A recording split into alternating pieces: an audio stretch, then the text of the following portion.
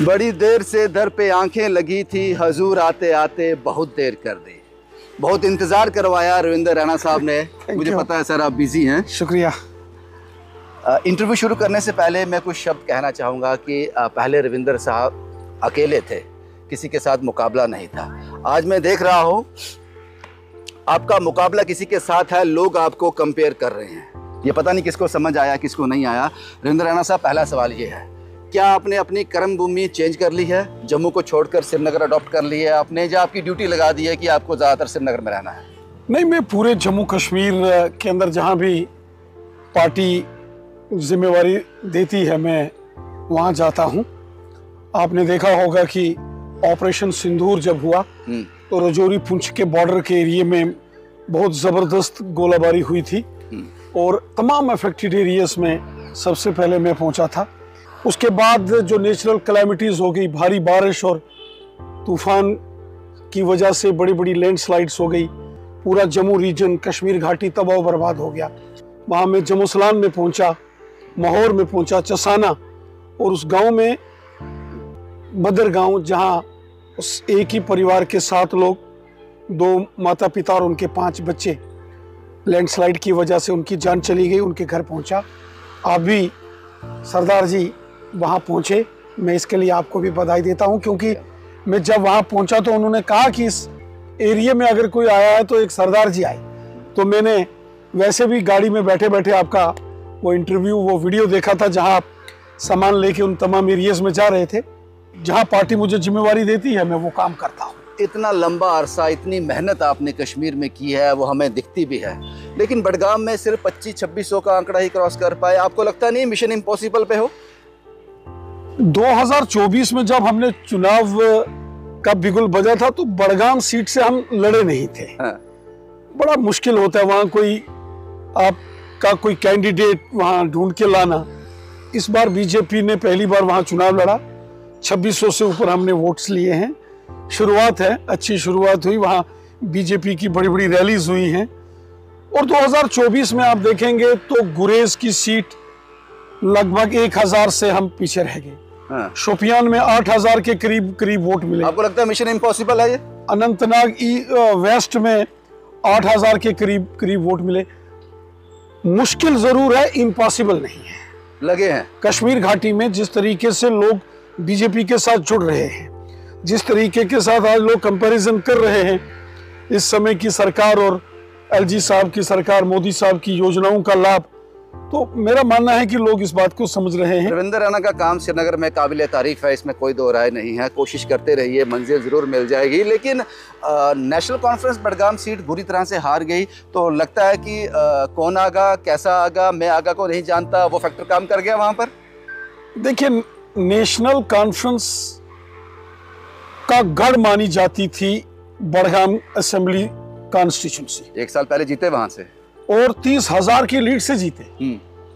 1977-78 में जब बडगाम की कॉन्स्टिट्यूंसी बनी, उसके बाद ये सीट हमेशा नेशनल कॉन्फ्रेंस के पास रही। 11 बार चुनाव हुए, 10 बार नेशनल कॉन्फ्रेंस, 1 बार कांग्रेस, और वो भी अलायंस में। हाँ। कांग्रेस 1 बार जीती, वो भी नेशनल कॉन्फ्रेंस के साथ अलायंस। अब कारण क्या है हारने का?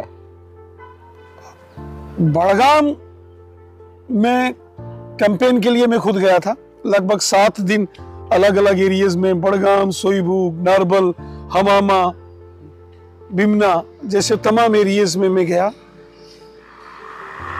मैंने इस बात को महसूस किया कि लोगों के अंदर जबरदस्त गुस्सा था। लोग बहुत रिवेंजफुल एटीट्यूड से, बहुत गुस्से में लोग वोट करने वाले थे।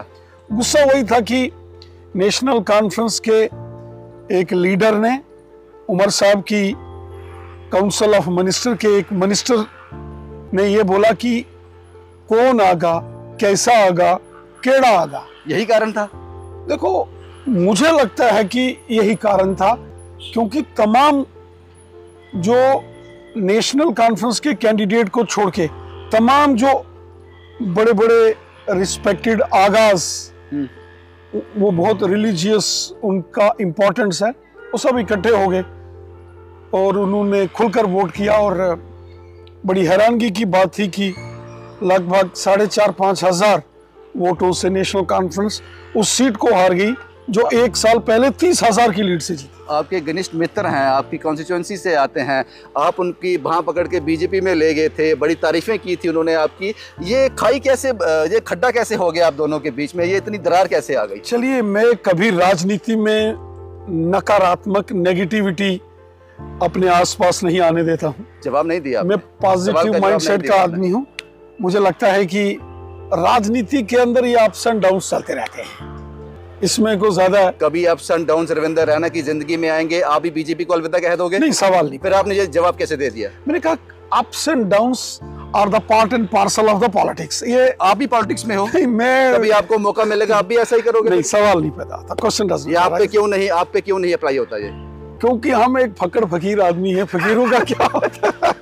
फकीर का क्या होता है जनाब, जिधर चल पड़े। हाँ। जो फकीर होते हैं, मलंग होते हैं, जैसे बड़े रिस्पेक्टेड साधु सन्यासी लोग होते हैं, उनका क्या होता है? उनका अपना कुछ नहीं होता, जो कुछ होता है समाज के लिए होता है। एक कमेंट आया था, बड़ा निंदनीय था, मैं कभी उसको अप्रिशिएट नहीं करूंगा, जब एक सियासतदान दूसरे सियासतदान को इस कदर कहता है कि वो तो सीटियां मारने वाला, कुछ और शब्द का भी इस्तेमाल उन्होंने किया था। और हमें लग रहा था जब रविंदर रैना को मौका मिलेगा तो रविंदर रैना इससे भी ज़्यादा तेज़ आवाज़ में, इससे भी ज़्यादा नकारात्मक स्टेटमेंट देंगे, लेकिन आपने उस सब को डिसॉल्व कर दिया। आपने कहा कि मुझे फ़र्क नहीं पड़ता, मुझे लोगों के मुद्दों की बात करनी है, मुझे ये रिप्लाई नहीं देने हैं।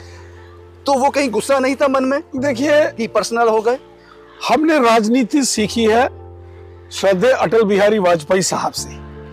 और मैं एक बार वाजपेयी साहब का भाषण सुन रहा था सोशल मीडिया में, जब वो विदेश मंत्री बने तब का एक किस्सा सुना रहे थे कि जब वो विदेश मंत्री बने 1977 में अटल बिहारी वाजपेयी साहब, उन्होंने कहा एक बार वो पार्लियामेंट की गैलरी से निकल रहे थे तो देखा पूर्व प्रधानमंत्री जवाहरलाल नेहरू जी का वहां चित्र नहीं है।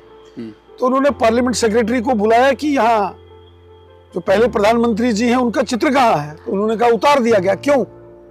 अगले दिन सुबह 10:30 बजे मैं पार्लियामेंट आऊंगा, उससे पहले चित्र लगा होना चाहिए। तो वाजपेयी साहब का वो बयान हमने सुना कि अगले दिन वो चित्र लगा था। हमने राजनीति के अंदर आए और राजनीति की मर्यादाएं, राजनीति की सीमाएं, राजनीति का सबक पाठ अगर सीखा है तो श्रद्धेय अटल बिहारी वाजपेयी साहब से सीखा। आपने कहा चित्र लगाया है सुंदर चौधरी साहब का?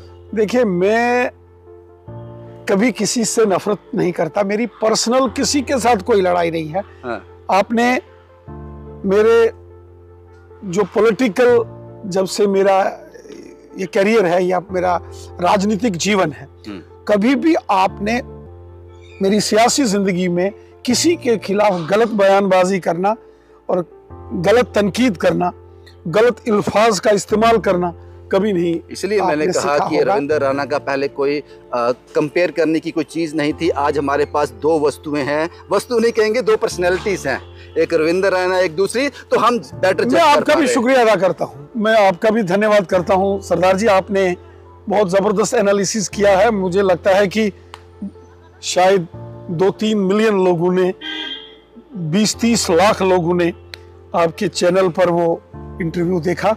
मुझे भी बहुत सारे साथी दोस्तों ने वो इंटरव्यू भेजा, यहाँ तक कि जो इस समय रूलिंग गवर्नमेंट के बहुत सारे एमएलएज हैं, उन्होंने भी मुझे आपका, मैंने आपको खुश करने के लिए वीडियो नहीं किया था, मैं अपने फैक्ट्स पे काम करता हूँ। मैं आपको बहुत अच्छे से जानता हूँ, मैं आपकी बड़ी इज्जत करता हूँ, आप बड़े स्ट्रेट फॉरवर्ड और बहुत ट्रांसपेरेंट आदमी हैं।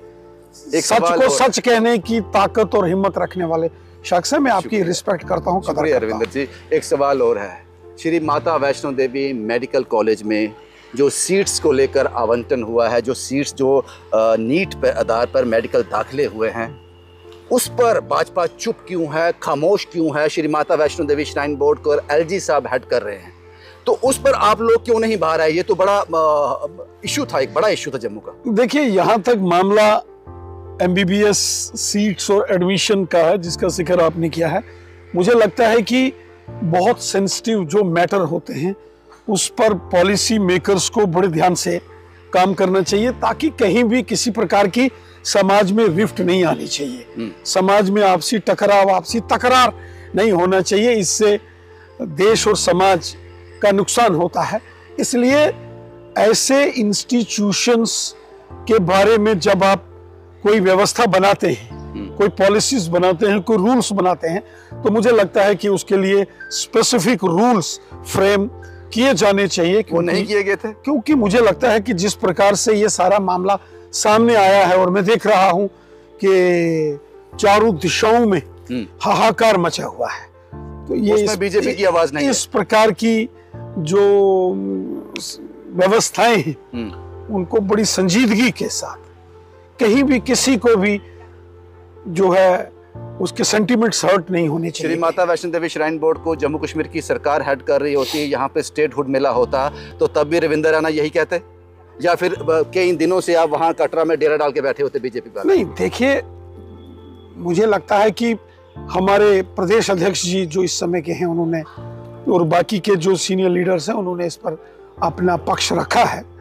और मेरा ये मानना है कि जो बहुत संजीदगी वाले संस्थान हैं, जहाँ इख्तियार करने के लिए जहाँ धार्मिक मर्यादाएं जुड़ी होती हैं, उसकी व्यवस्था पक्ष को ठीक से रखना चाहिए।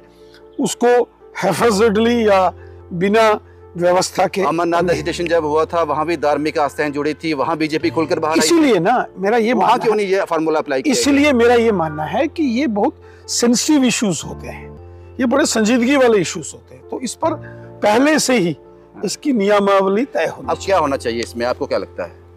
मुझे लगता है कि बहुत सारे लोग यहाँ लेफ्टिनेंट गवर्नर साहब से मिले भी हैं, और ये सुनने में आया है कि गवर्नर साहब इस मामले में कोई जो है बड़ा निर्णय लेने वाले हैं, ऐसी जानकारी आई है।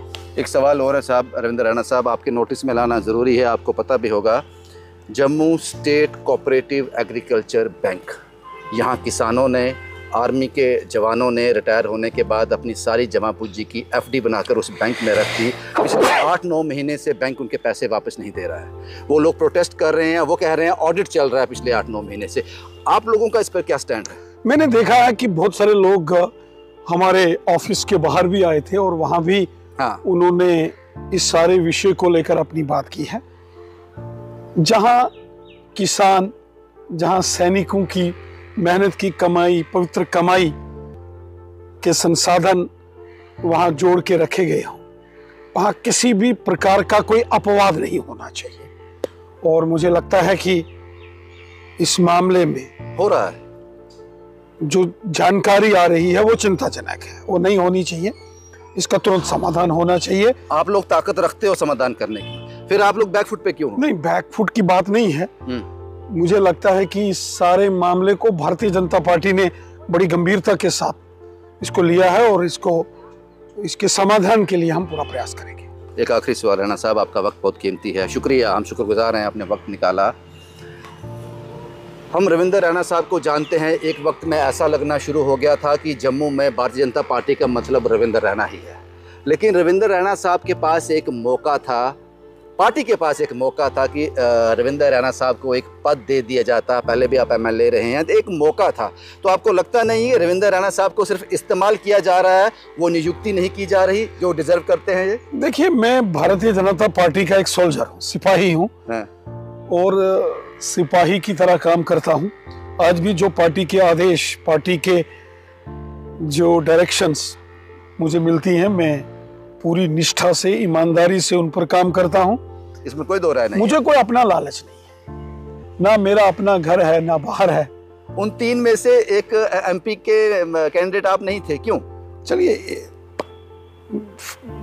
पार्टी के फैसले होते हैं, इसमें पार्टी के जो वरिष्ठ हमारे साथी सहयोगी हैं, उन्होंने जो भी सोच के फैसला लिया, वो सिर माथे पर कोई ये चीजें आती जाती रहती हैं।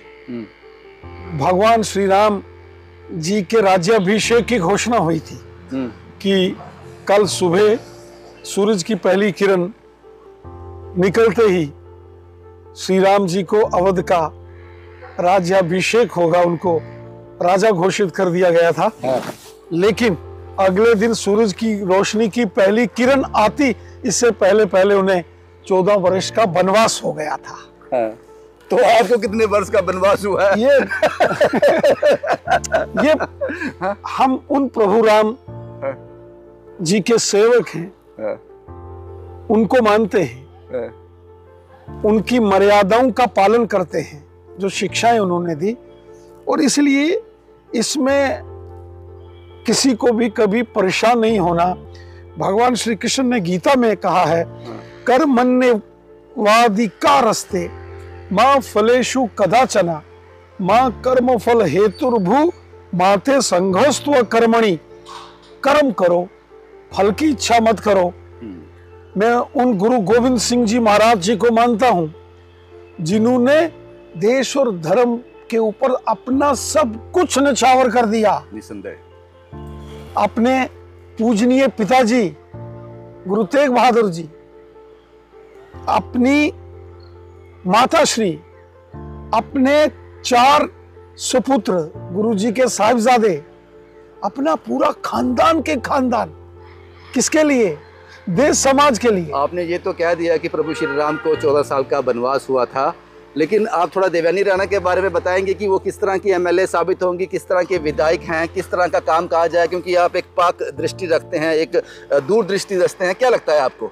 देवयानी राणा जी जिस तरीके से उन्होंने इलेक्शन में पार्टिसिपेट किया, कैंपेन किया, जिस तरीके से वो पब्लिक के साथ उनका बड़ा इमोशनल अटैचमेंट है, वो अपने स्वर्गीय पिताश्री जो मेरे दोस्त देवेंद्र सिंह राणा साहब की सपुत्री हैं, और मैं देखता हूं कि उनका काम करने का तौर तरीका भी राणा साहब के जैसा ही है। मैं उनको ढेर सारी बधाई देता हूं, शुभकामनाएं देता हूं, और मुझे पूरा विश्वास है कि वो बहुत अच्छे तरीके से नगरोटा के लोगों की सेवा करेगी। एक आखिरी सवाल, देवयानी राणा को जब टिकट मिला तो भाजपा कुछ लोग नाराज भी थे, किस तरह से आपने उन लोगों को समझाया?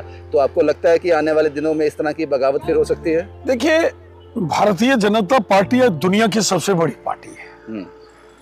एक जमाना था कि जम्मू रीजन के अंदर सभी सीटों पर हमारे कैंडिडेट्स नहीं मिलते थे, और आज कश्मीर घाटी में भी हमें बहुत कंपटीशन होता है। परिवार बड़ा है तो ये सब होगा। तो धीरे धीरे ये चीजें जब पार्टी का विस्तार होता है, और दूसरा राजनीति में तो आप मोहर लगा रहे हो, ये हुआ था? नहीं, स्वाभाविक है, वहां बहुत सारे उम्मीदवार थे। वहां श्री नंद किशोर साहब, उन्होंने 2014 में इलेक्शन लड़ा था, 20,000 के ऊपर वोट्स लिए थे, और पार्टी के बड़े कर्मठ और समर्पित कार्यकर्ता हैं। इसी तरह और भी अनेक जो है वो चाह रखने वाले राजनीति में बहुत सारे साथी सहयोगी होते हैं, और चाह रखना, उम्मीद रखना, ये कोई बुरी बात भी नहीं, इसमें कोई बुराई भी नहीं। नंद किशोर को भी वनवास हुआ है? नहीं, नंद किशोर जी पार्टी के बड़े समर्पित और कर्मठ कार्यकर्ता हैं, संगठन की विचारधारा के कार्यकर्ता हैं, और हमें उन पर गर्व है। हमें उनके काम पर, उनके जज्बातों की हम कदर करते हैं, और ठीक है, मन में कभी कभी दुख होता है। सुरेंद्र चौधरी जो आपके दोस्त हैं, प्रिय मित्र भी हैं, एक ही कॉन्स्टिट्यूएंसी से आते हैं, शायद मोहल्लेदार भी हैं, तो उनके लिए क्या कहेंगे आप? कुछ आखिरी शब्द उनके लिए? नहीं, आखिरी शब्द क्यों? इस वीडियो में आखिरी शब्द, इस इंटरव्यू में उनके लिए कुछ शब्द कहेंगे आप? मैं चाहता हूं सब अच्छा काम करें, फले फूलें, ईमानदारी से काम करें। कटाक्ष करने से आप बाज नहीं आए थे जब बडगाम की सीट हारे थे? सबसे पहले आप ही का वो कैप्शन आया था, कौन आगा, कैसा आगा? देखिए, उस दिन मुझे मीडिया ने पूछा था, सवाल जवाब थे। उस दिन सवाल जवाब थे, चूंकि मैं बडगाम गया था। मैं लगभग 7 दिन मैंने बडगाम में अपने बीजेपी के कैंडिडेट के लिए कैंपेन की, और मैंने कहा कि वहां मैंने इस चीज को महसूस किया। जब मैं अलग अलग जगहों पर जा रहा था, मैं देख रहा था कि तमाम जमातों के जो लोग हैं वो इकट्ठे हो रहे हैं अगेंस्ट नेशनल कॉन्फ्रेंस। एक भाई और मैंने वहां ये पूछा कि ये क्या है? उन्होंने कहा, जो आगा साहब की तौहीन की गई है, आगा रहुल्ला साहब को जिस तरीके से उमर साहब की सरकार के एक कैबिनेट मिनिस्टर ने गालियां दी, बुरा भले शब्दों का इस्तेमाल किया, तो उससे वो लोग सारे एक साइड यूनिटी कर गए। कह सकते हैं पीडीपी जीती नहीं है, आगा सही साहब ने नेशनल कॉन्फ्रेंस को हरा दिया? नहीं, मैं वो उनके अपने घर की लड़ाई है। वो नेशनल कॉन्फ्रेंस जाने, उनका घर जाने, उनकी दोनों आदमी उन्हीं की जमात के हैं, लेकिन आपने सुरेंद्र चौधरी साहब के बारे में अभी भी कुछ नहीं कहा। मुझे एक भाई होने के नाते कोई अपना कोई मैसेज उनके तक पहुंचाना चाहते हैं मैं आप? तो देखो, मुझे जरूरत होगी मैसेज पहुंचाने की, क्यों, मैं बात कर लूंगा, उसमें क्या दिक्कत? बातचीत होती है, क्यों नहीं होती रहती है। ये इसके बाद हुई है, वो सीटियां मारने वाला टटेरी, इसके बाद हुई है बात? देखो मेरी बात सुनो, उसके बाद बात हुई मैं है? बहुत पॉजिटिव आदमी हूँ, मैं बहुत पॉजिटिव आदमी। मुझे पता है बाजी। मैं इन चीजों को अपने आसपास नहीं फटकने देता। जो नेगेटिविटी होती है मैं इसको दूर दूर तक अपने आसपास नहीं फटकने देता। काबिले तारीफ है। इसलिए मुझे इन बातों का फर्क नहीं पड़ता। मुझे मालूम है मुझे क्या करना है, मुझे मालूम है मेरा लक्ष्य क्या है, मुझे मालूम है कि राजनीति के अंदर रह के गरीबों, ज़ईफों, मस्कीनों, बेसहारा लोगों के लिए मुझे अपनी जिंदगी का मैक्सिमम टाइम लगाना है। मुझे मालूम है मुझे ये लड़ाई झगड़े, गाली गलोच, तू तड़ाक में अपना वक्त बर्बाद नहीं करना है। मुझे मालूम है मुझे अच्छाई सच्चाई का साथ देना है, अच्छाई और सच्चाई के रास्ते आगे बढ़ना है। मुझे मालूम है मुझे खिदमत खलक सेवा भाव से काम करना है। तो आपकी जिंदगी का वक्त उतना ही है, या तो इसको नकारात्मक भाव में, नेगेटिव वे में लगा लो, लड़ाई झगड़े में, या इसको अच्छाई के रास्ते, सच्चाई के रास्ते, किसी की मदद के लिए लगा लो। इंसान की जिंदगी का क्या भरोसा कब आखिरी सांस हो जाए शुक्रिया इंसान की जिंदगी। शुक्रिया रैना साहब, और मिशन इम्पॉसिबल पर लगे रहिए, क्या पता पॉसिबल हो जाए। Thank you. कश्मीर की बात कर रहा हूँ। Thank you. शुक्रिया हमें वक्त देने के लिए। रैना साहब ने वक्त दिया। और ये इंटरव्यू आपको कैसा लगा? हमने एक संभव कोशिश की कि हर एक वो सवाल रैना साहब से पूछा जाए जो जम्मू कश्मीर के हित में है। शुभम कुमार के साथ Ravindra Singh, the state sentinel के लिए।